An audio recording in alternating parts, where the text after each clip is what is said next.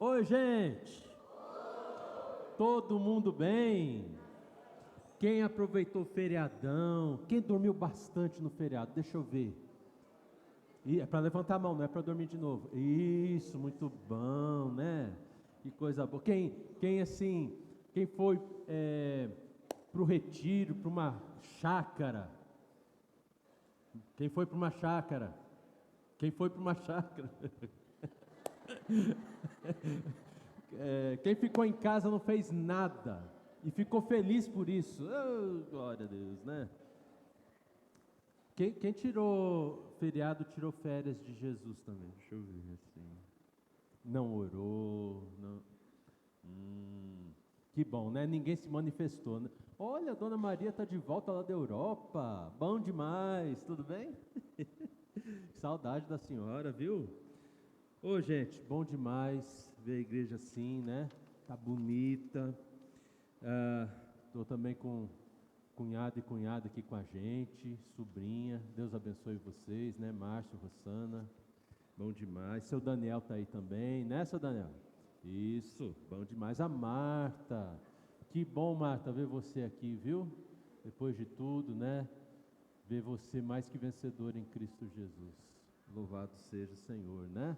E eu estou feliz com todo mundo que está aqui, tá bom? Então, você é muito bem-vindo. Hoje nós vamos precisamos conversar um pouquinho sobre o tema pátria. Eu até falei para as meninas quando elas montaram a capa do Data Show para mim, que não era da série, mas eu estou com dificuldade, eu acho que eu desaprendi a dissociar uma mensagem que eu preguei domingo passado, retrasado no outro ali, da mensagem de hoje. Eu não consigo mais ver uma mensagem assim, que não se encaixa na outra. Então vai ter alguns aspectos da nossa série sobre sermos chamados à ordem, né? Lá atrás, quando a gente começou, no início do ano, essa série, já estamos na 3ª temporada, nós vimos desde a criação de Deus, do ser humano, lá no Jardim do Éden, o principal chamado de Deus para toda a humanidade, qual foi, gente? De colocar o jardim em ordem, né? O Éden em ordem. E é assim até hoje na nossa vida. O nosso chamado continua sendo colocar tudo em ordem, né? Então, Deus não quer ver a nossa vida em desordem. Deus não quer ver o seu lar sem ordem. Deus tem um projeto para nós, e o projeto passa por isso, pela nossa vida estar em ordem. Mas vamos conversar nesse tema aqui, como Deus faz uma nação ser transformada. Dia 7 de setembro, né, gente, foi o dia da pátria. Até isso hoje em dia está polêmico. O mundo está cada vez mais polêmico, né? Eu não quero entrar nessas polêmicas, porque não nos edificam. Mas nós precisamos conversar de fato sobre o que significa uma nação, uma pátria, aos olhos de Deus. E eu acho que tudo começa lá em casa, tá bom? Não sei se você teve essa experiência, eu tive. Quando eu era adolescente, assim, né, os meus amigos iam... acho que dá para tirar um pouquinho do eco aqui, por favor? Me ajuda aí. E os meus amigos, eles tinham uma programação, uma balada, uma festa, um negócio assim, e eu queria muito ir, e muitas vezes meu pai não deixava. Essa história é uma história sobre nação, sobre pátria. E aí, o meu pai, com aquela fleuma toda dele, no alto da sua sabedoria, ele falava não. E eu falava assim, mas pai, todo mundo vai. Você já falou isso para pai, para mãe, para educador? Né? E o meu pai, com aquela fleuma, aquela sabedoria, né? A sua imponência. Menino, eu já falei que eu não sou, você não é todo mundo. Para de me perturbar, né? Com aquela fleuma, aquela calma, né? Você não é todo mundo. Já passou por isso, gente? Já? Faz assim com a cabeça. E já, né? Pensei que era só eu, vocês me deram um susto agora, né? Ah, mas pai, por que os pais dos meus amigos deixam eles ir se é uma coisa ruim que você não quer que eu vá? Aí o meu pai, ele falava o seguinte: meu filho, eu não sou pai dos teus amigos, eu sou teu pai, e o meu compromisso é com você, não é com eles. Os pais dos teus amigos que se ajeitem lá com seus amigos. Eu sou teu pai e eu não quero que você vá, por causa disso, disso e disso, e mais isso, e explicava, dava o sermão dele. E eu tinha que ficar em casa. Aí muitos de nós cresceu, ficou adulto, e muitos de nós não esperou assim, não via a hora de ter filhos, para a gente descontar nos filhos e fazer igualzinho nossos pais falavam, né? Assim, esperar os filhos crescer, ser adolescente, para a gente poder falar aquela frase que a gente ouviu, né? Você não é todo mundo, eu sou teu pai, não sou pai dos outros. É ou não é, gente? É, né? Tem gente assim concordando, peguei ali, ó, né? É isso mesmo. E isso é uma conversa sobre nação, porque a nação, ela começa em casa. Por exemplo, quando você pega a Constituição brasileira, pode pôr ali o próximo, por favor. Lá no artigo 226 está escrito exatamente isso. A família, base da sociedade, tem proteção especial do Estado. Ou seja, até constitucionalmente, meus irmãos, a família, ela é base. E se é base da sociedade, qual que é o nome, assim, num grau máximo da sociedade? Nação, país. A família é base do país. Um país, uma nação se faz em casa. E nós, como cristãos, é bom que se diga, né? Nós não somos, assim, mais tão cidadãos deste mundo quanto somos cidadãos do reino de Deus. E aí essa conversa de não sou todo mundo, ela ganha um grau superlativo, porque nós não somos todo mundo.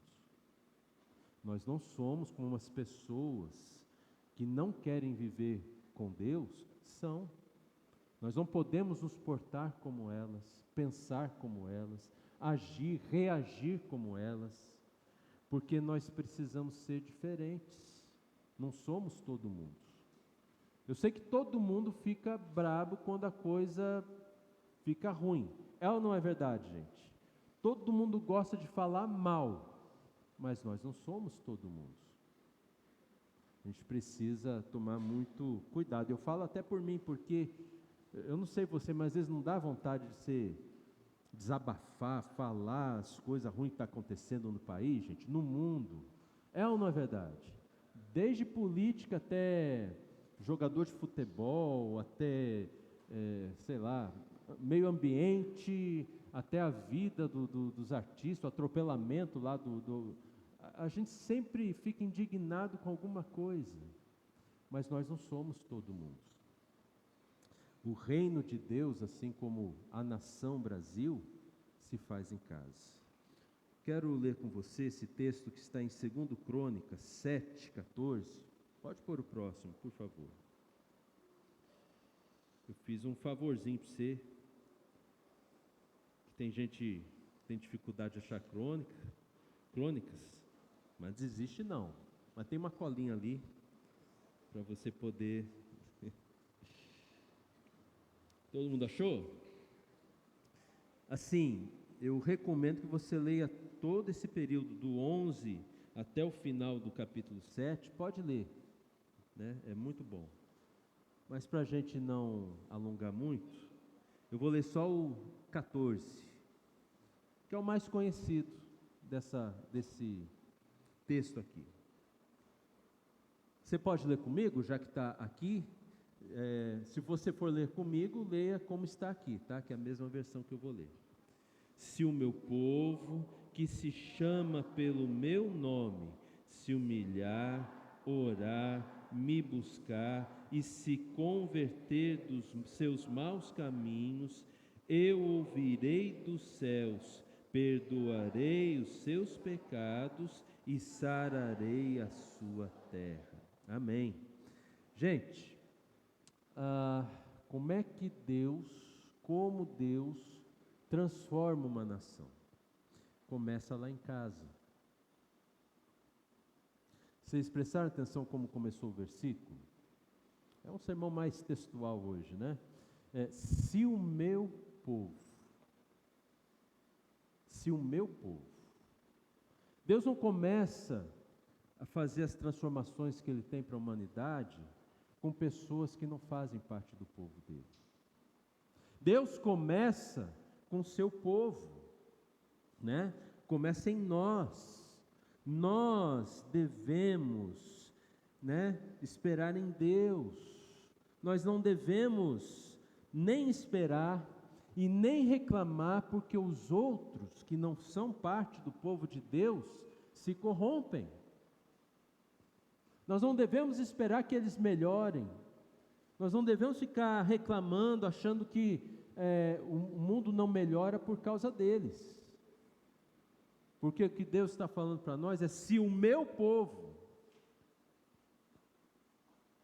e se essa transformação de Deus custa acontecer, em parte é porque o seu povo, o povo de Deus, custa a se deixar transformar por completo para a glória de Deus. Deus está falando assim, nós somos custosos. A humanidade toda, não, o meu povo. É custoso. Porque tem uma hora, parece que a psicologia nossa, pessoal, ela nos atrapalha. Tem uma hora que a gente pensa assim, bom, eu já mudei tanto, mas Deus já fez tanta coisa na minha vida, que eu acho que está bom, eu não preciso mudar mais. Mas isso é o que você acha, não é o que a palavra de Deus diz. Não importa quantos anos você tenha, não importa se você é a pessoa mais idosa da igreja ou mais novinho, você está vivo porque ainda há coisas que Deus quer transformar na sua vida. Amém, meus irmãos? Só vai parar essa transformação o dia que nós formos elevados aos céus, né? Promovidos ao reino eterno, né? Não dá para reclamar daqueles que continuam nos seus maus caminhos. Nós, povo de Deus, precisamos dar exemplo, ser testemunhas do agir de Deus em nós. Isso é para princípio de conversa, né? Então, olhando ali para o texto, se o meu povo que se chama pelo meu nome, e aí Deus pede uma atitude, que é uma atitude de fé. Inclusive tem um hino, um cântico de coral, né? Se o meu povo que por mim se chama, confesse, humilhar e orar. Não sei se você já tinha ouvido, né? Essa é a atitude que ele espera. São 3 atitudes: de humilhar, orar e buscar. E essas atitudes, elas são necessárias para fazer uma coisa muito importante nas nossas vidas: a nossa conversão. Veja bem, nós somos salvos em Jesus, mas Deus quer que, mesmo sendo salvos, e porque somos salvos, todos nós nos convertamos dos nossos maus caminhos. Ou seja, você está na igreja. Quanto tempo você está na igreja? Quantos anos? Fala não. Quantas décadas? A vida toda. Eu nasci praticamente na igreja, né? Eu tenho quase 50 anos de convertido. Eu tenho 53, converti novo. Gente, ainda Deus vê maus caminhos em nós, em mim, e Ele quer que nos convertamos deles. Amém, meus irmãos? É isso que o texto está falando, né? Embora sejamos povo de Deus, é inadmissível para Deus continuarmos com alguns maus caminhos. Ao invés da palavra caminho, poderíamos colocar, por exemplo, o termo hábitos. Quais são os nossos maus hábitos? Sabe, Deus fala assim, ó, larga disso. Se acostuma a falar mal. É fácil falar mal de político, né, gente? É muito fácil. A gente joga a luz lá na corrupção política, lá nos outros. E nos maus caminhos que nós temos, a gente esconde, né? Por causa da luz que joga no mau caminho dos outros. Tem que parar com isso. Esse hábito não vem de Deus. Não é do Espírito Santo. Não é direção do Espírito Santo a gente ficar apontando o pecado do outro quando o próprio Espírito aponta em mim maus caminhos que eu tenho que deixar. E se eu me converter desses maus caminhos, Deus faz também uma tríplice promessa, né? Deus vai ouvir as nossas orações, os nossos pecados vão ser perdoados, e aí tem uma promessa para a nossa terra. Qual que é a promessa para a nossa terra? Ela será curada. E os estudiosos aqui, eles entendem que terra significa tanto o lugar geográfico, o chão, o piso, o solo, onde tem a plantação, onde está a tua casa, mas terra também significa a vida das pessoas, a sua vida, a sua família, a sua terra será curada. Será que nós precisamos de cura nos nossos lares? Nós precisamos de cura no nosso país? O que vocês acham? Sim ou não, gente? Como precisamos? Então nós precisamos atentar para isso, né? Tudo começa com uma atitude interior.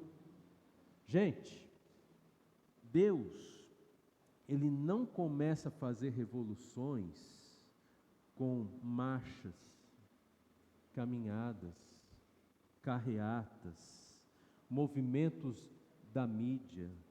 Deus não faz revoluções com programas de TV, internet. Eu acho até que Ele usa esses meios. Você vai ver relato de pessoas que entregam a sua vida a Jesus por meio dessas questões todas, mas não é o modo de Deus revolucionar o mundo. Deus revoluciona o mundo de dentro de nós para fora, nunca de fora para dentro. Deus vai começar a mudar o nosso país, a nossa nação, mudando a minha vida, tirando de mim os maus caminhos.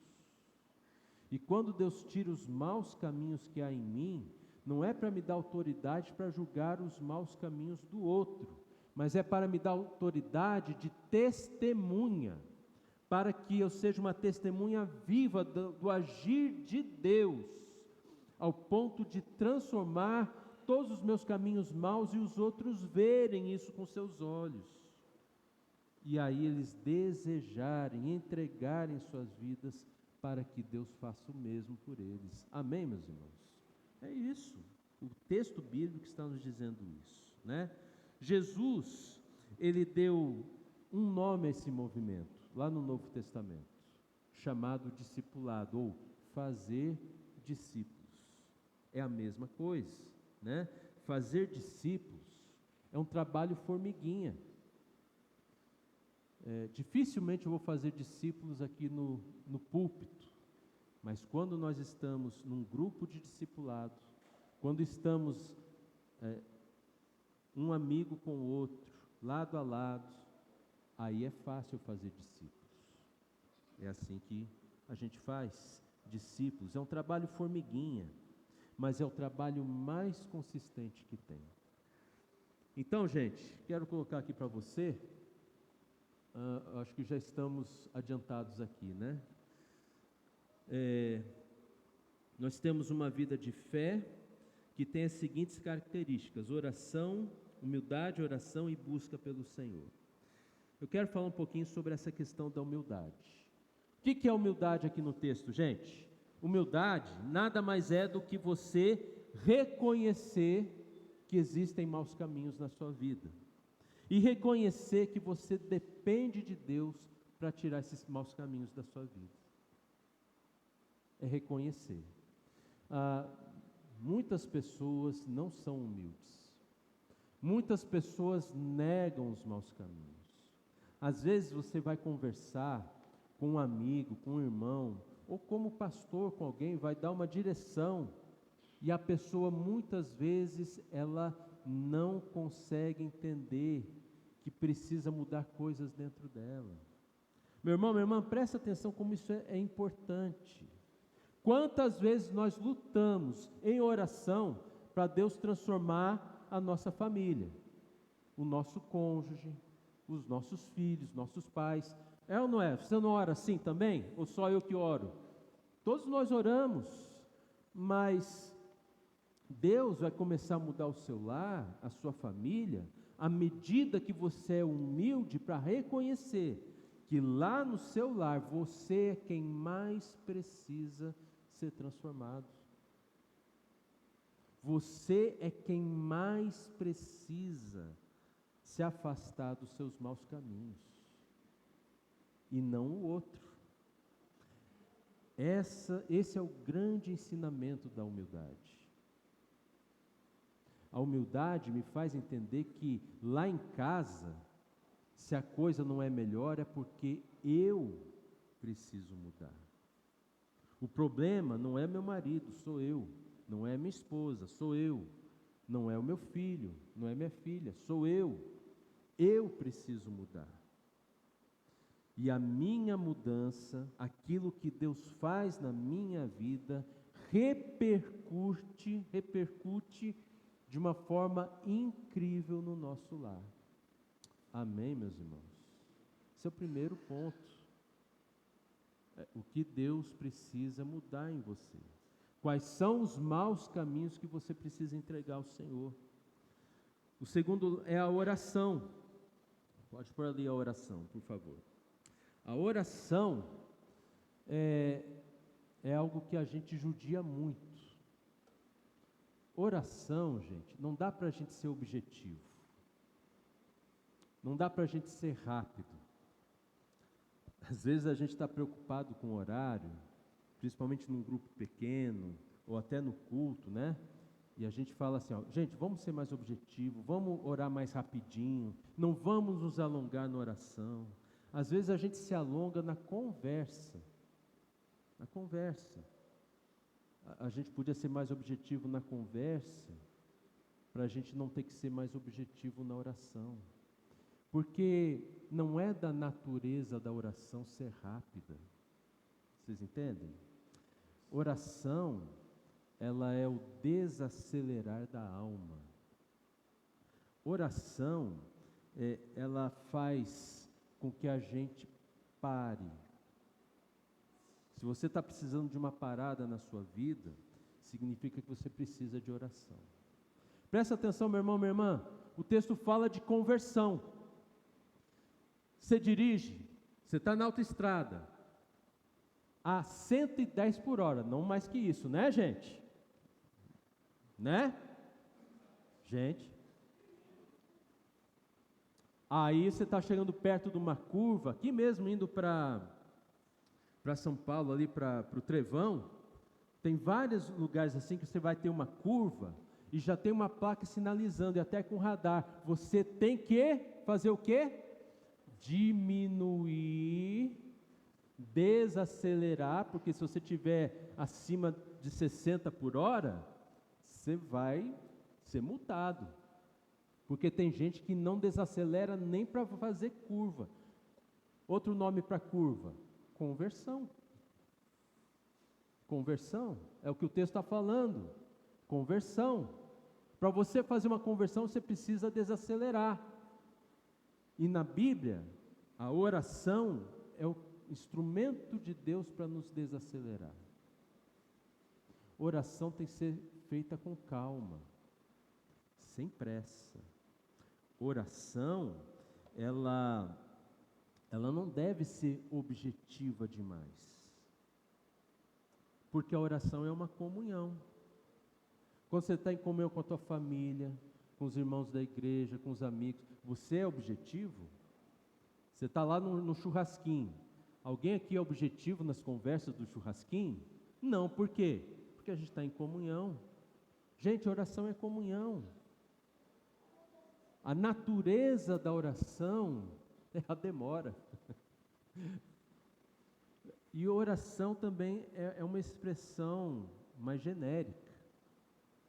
Porque na oração eu preciso ter louvor e adoração a Deus. Eu preciso de silêncio para tirar todos os pensamentos que entraram comigo na presença de Deus. Não tem isso, gente? O que mais demora na oração é a gente tirar os pensamentos da cabeça. É a parte mais demorada da oração. Porque quando você tem muito pensamento na cabeça, o que acontece? Você está orando, de repente você está brigando com as contas, com não sei quem lá que falou, mas eu não acredito que aconteceu. Você foge. Teus pensamentos fazem você fugir. Não é assim, gente? Ou só eu que sou ruinzinho aqui? Claro que acontece com você. Porque a gente não faz silêncio. Até um exercício de respiração te ajuda na oração a tirar esses pensamentos. Ou seja, desacelerar. Deus, a voz de Deus, ela é mansa. A voz de Deus é suave, mas é tão suave que enquanto você estiver acelerado, você não ouve essa voz. Eu queria ter mais meios linguísticos de expressar a voz de Deus para você na oração. Eu não consigo. Eu cheguei à conclusão que Deus quer que você experimente por você mesmo. Experimente isso. Desacelere. Faça silêncio. Adore ao Senhor. Oração, gente, não é um instrumento para a vida dar certo. Sabe, eu só oro quando eu tenho problema, aí eu vou orar. Você está errado, isso não é oração. Oração é relacionamento, é comunhão. Oração também, pode colocar o próximo já, é um lugar, é um momento em que eu busco o Senhor. O que é buscar o Senhor? É buscar a vontade dEle na minha vida, não o que eu acho que Deus tem que fazer, mas o que Ele quer fazer na minha vida. Buscar o Senhor. Buscar o Senhor não tem a ver com buscar as soluções para os meus problemas, tem a ver com eu buscar o que Deus quer fazer em minha vida. Isso é buscar o Senhor, né? Não as soluções pontuais, porque quando você só ora por uma solução pontual, aquela solução pontual aconteceu, qual é a primeira coisa que vai acontecer? Você não vai orar mais. Não é assim, gente? É desse jeito.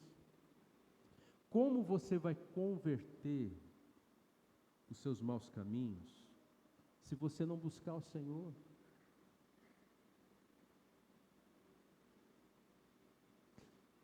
Gente, oração não é uma coisa fácil. Eu mesmo, tenho uns 15 anos que eu pratico essa oração assim de você silenciar, de você tirar os pensamentos, de você desacelerar. Ainda hoje tem dias que eu falho miseravelmente. Miseravelmente. Mas eu não deixo de tentar de novo. E muitas vezes eu tenho conseguido êxito, graças a Deus, porque Deus, Ele nos abençoa neste momento. Ele quer que a nossa oração flua. Ele quer que a nossa busca por Ele seja sincera, né? Porque Ele quer converter os nossos maus caminhos. Amém, meus irmãos? É isso. E as consequências? Temos 3 consequências ali, né? Deus ouve a nossa oração, ou seja, Deus retribui a comunhão.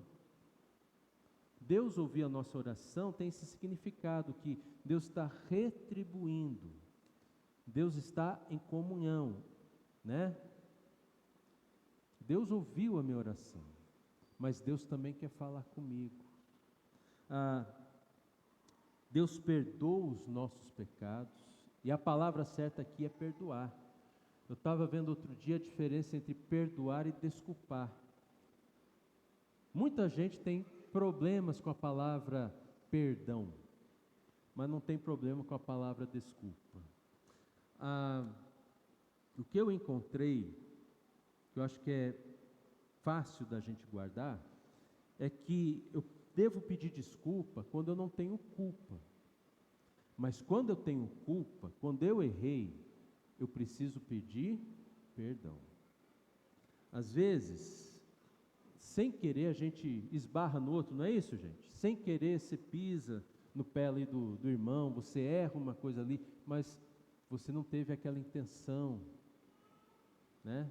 Não há culpa ali. Então, desculpa, tire a culpa de mim, porque não era o que eu queria.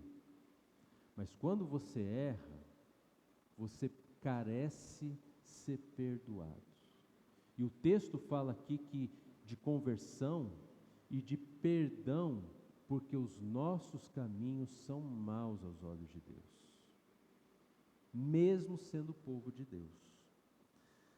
E também Deus vai sarar a nossa terra, a nossa casa, o nosso trabalho, a nossa vida.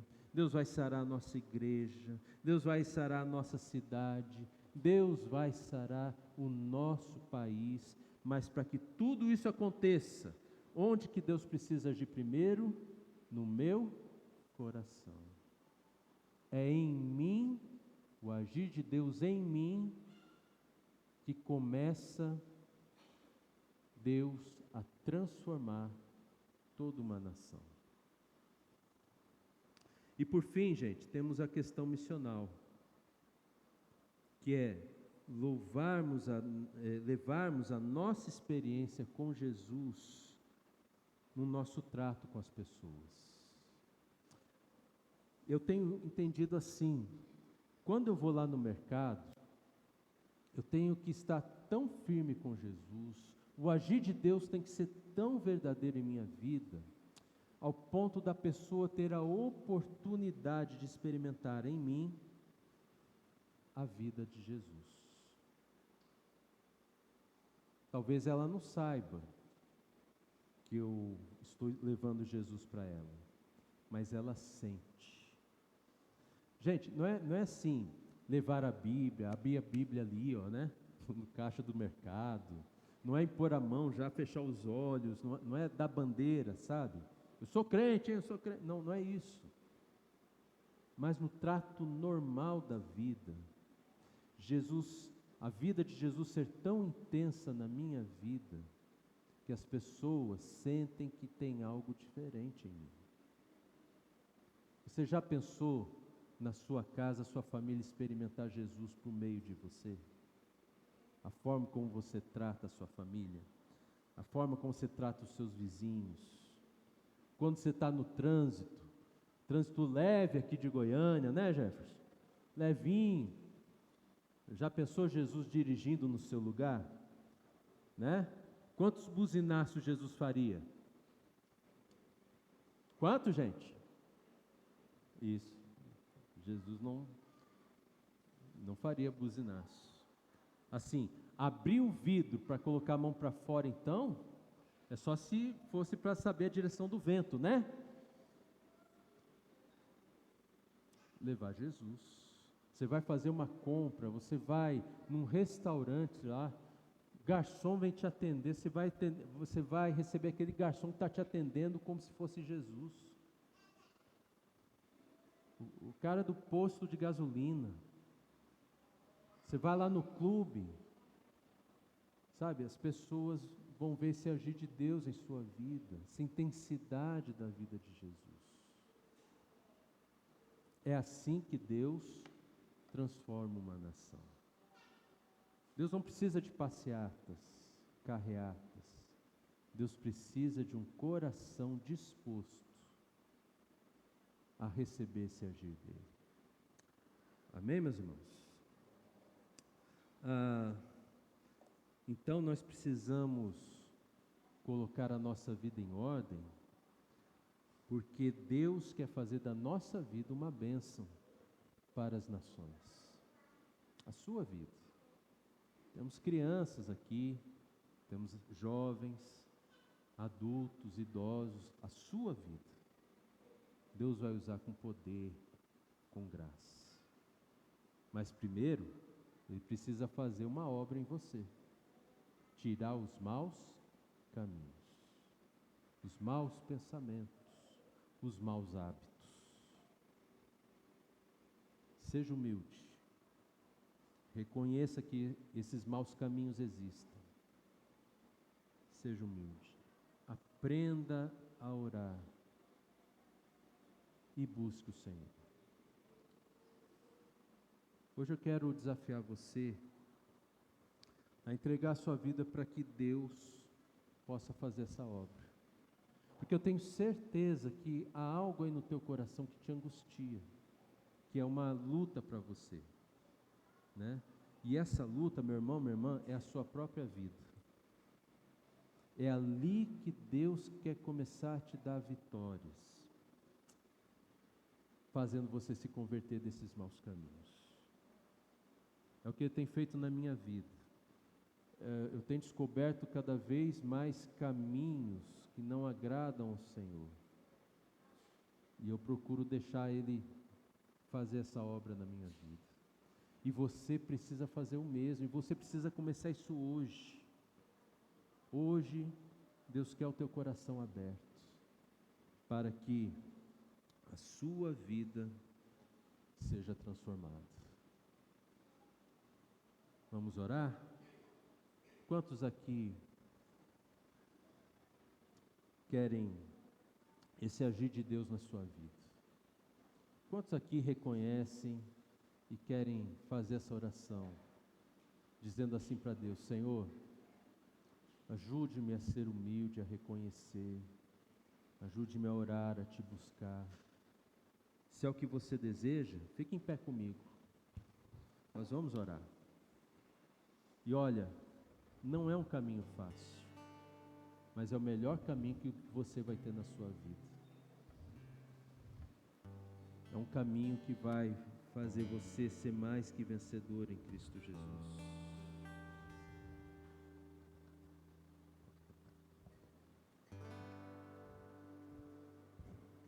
Vem, Senhor, minha vida oferecer, oferta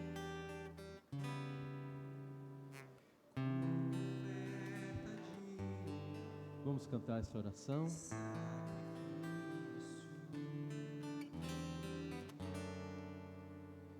Quero minha vida a te entregar,